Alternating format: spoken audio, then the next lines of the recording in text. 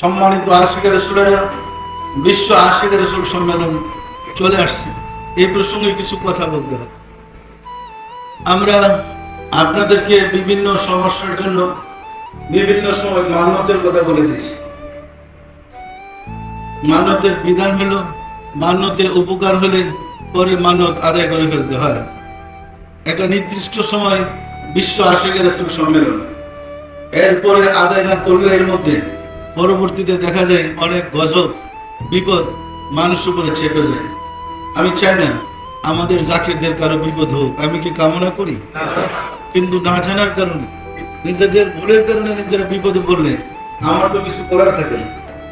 আমরা তাফসীরের গবেষণা করতে গিয়ে দেখেছি পবিত্র কোরআনে রাব্বুল আলামিন ঘোষণা করেছেন মানত প্রসঙ্গে, হে রাসূল, যারা মান্যত করার পরে উপকার হয়েছে, মান্যত আদায় করে নাই, আপনি তাদের বিরুদ্ধে যুদ্ধ ঘোষণা করেন। এটা কত কঠিন। রাসূলকে বলছে যুদ্ধ ঘোষণা করতে। অন্য জায়গায় বলছে, হে রাসূল, যারা মান্যত আদায় করে নাই তাদের ঈমান বরবাদ হয়ে যাবে। মান্যতটা হচ্ছে আপনি আল্লাহর সাথে অঙ্গীকার করলেন, প্রতিশ্রুতি দিলেন, কি আমার এই কঠিন বিমার, আল্লাহ তুমি যদি আমাকে ভালো করে দাও, এটার জরিমানা হিসেবে আমি এত টাকা মান্যত দেব। আল্লাহ দয়া করে পছন্দ করলে, কবুল করলে আপনার রোগটা ভালো হবে। আপনার স্বপ্নে হায়াতের দোষ, ডাক্তার বলছে আর বাঁচবে না, আপনি মান্যত করলেন, এটা বড় অ্যামাউন্টে। মান্যত করার পরে হায়াত ফারাটা কেটে গেছে, আপনি সুস্থ হইলেন। কিন্তু আপনি যে মান্যত করলেন, আল্লাহর সাথে অঙ্গীকার করলেন, অঙ্গীকার আদায় না করলেন, এর সে ডাবল শাস্তি হবে। সেটা আমানতের খেয়ানত তুলল।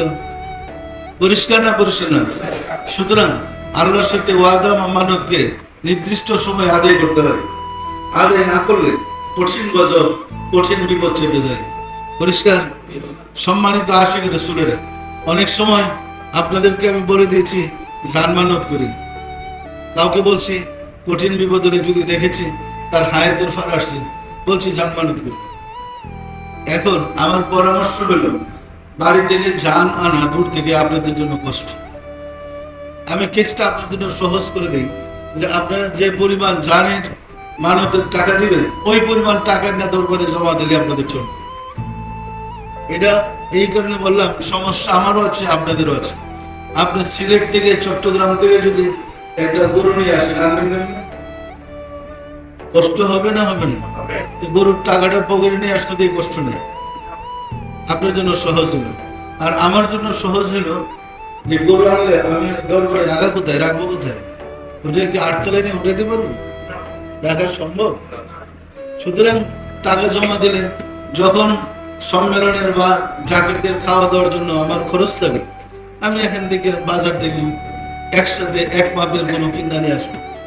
আপনারা কেউ একটা ছাগল মানত দিলেন, কেউ একটা গরু দিলেন, মাপ ঝুঁক নেই তো, যার যেমন মানত এরকম দিলেন, এটা সমান নাই।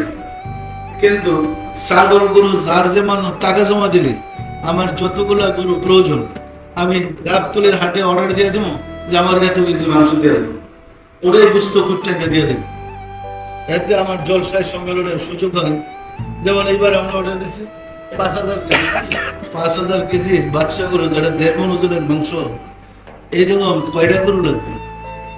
এই গরু আনলে আমি গরু খারাপ কমে দেয়, জবাই কমে দেয়। কি যদি আমার গরুর পিছিয়ে দৌড়াইতে দৌড়াতে জানবেন, আমি ওদেরকে কন্ট্রাক্ট দিয়ে দিছি যে আমাকে এই সাইজের গরু আমি এখান থেকে লোক পাঠা দেবো, আপনারা কুইটা এক সাইজের গোস্ত কুইটা আমার দিয়ে দেবেন, আমি কেজি হিসেবে টাকা দিয়ে দেবো। বাইনা কিন্তু হয়ে গেছে। পরিষ্কার না? পরিষ্কার না? এখন একজনে 2টা ছাগল দিলেন, একজন একটা গরু আনলেন, তাই আমি আপনাকে খাওয়ার ব্যবস্থা করে দেবো। ছাগল গরু মিলে খিচুড়ি, এটা কি হলো? সুতরাং আমার দরবার ভরে রেখেছে খাসি দিয়ে। এতে আমারও লস, আপনাদেরও লস। কেমনি? আপনি মান্যত আদায় করবেন, 5,000 টাকা দিয়ে একটা খাসি কিনে বসে আমার এখানে যখন জমা দিলেন, আমরা এখানে রাখলাম, এখনো রাখতেছি, রাখি, মান্যত আদায় করলো। এখন এই খাসি যদি আমি বেচতে চাই, বেচলে এখন 2,000 টাকা বেচবো, 3,000 লস। আমার লাভটা কি বলেন? উপরে গিয়ে দেখেন, আর ওই বেটারা জানে দরবারে তো মাগ না, তো একদম দাম যত কমায় নিতে পারে। জানে দরবারের লোকেরা পালাতে পারবে না, কম দানে দিবি। সুতরাং আপনারা খাসি মাসি গরু নিয়ে এখানে আসেন না, টাকাটা পকেটে নিয়ে আসেন, আমাদের যা প্রয়োজন আমরা বাজার থেকে কিনে আনি।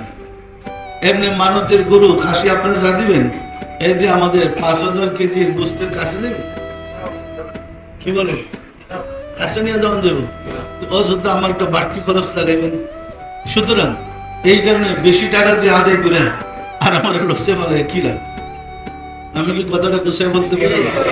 বললাম এই কারণে, আপনি তো আমার লোকই, আপনি তো আপনি তো আমার লোকই, এই কষ্টটা তো সব আমার উপরে বুঝাবো। আমার আবার লোক ডেকেন বাবা রেডি হয়ে যাও বেশি আর নয় কষাই খবর দাও, এই কষাই অর্ধেক দাম দিতেছে কি আছে।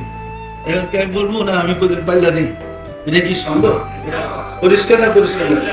তাহলে যারা মানত উপকার হয়েছে জান মানত, আমার তরফ থেকে অনুমতি দিলাম আপনার টাকা জমা দিলে হবে, টাকা জমা দিয়ে দেবেন আর আমার কাজে সাহায্য করুন যেন সুন্দরভাবে আমি সম্মেলন করতে পারি। না হয় গরুর হাট জমায় সাগরের হাট জমায় আমার সম্মেলন করা সম্ভব হবে না। পরিষ্কার?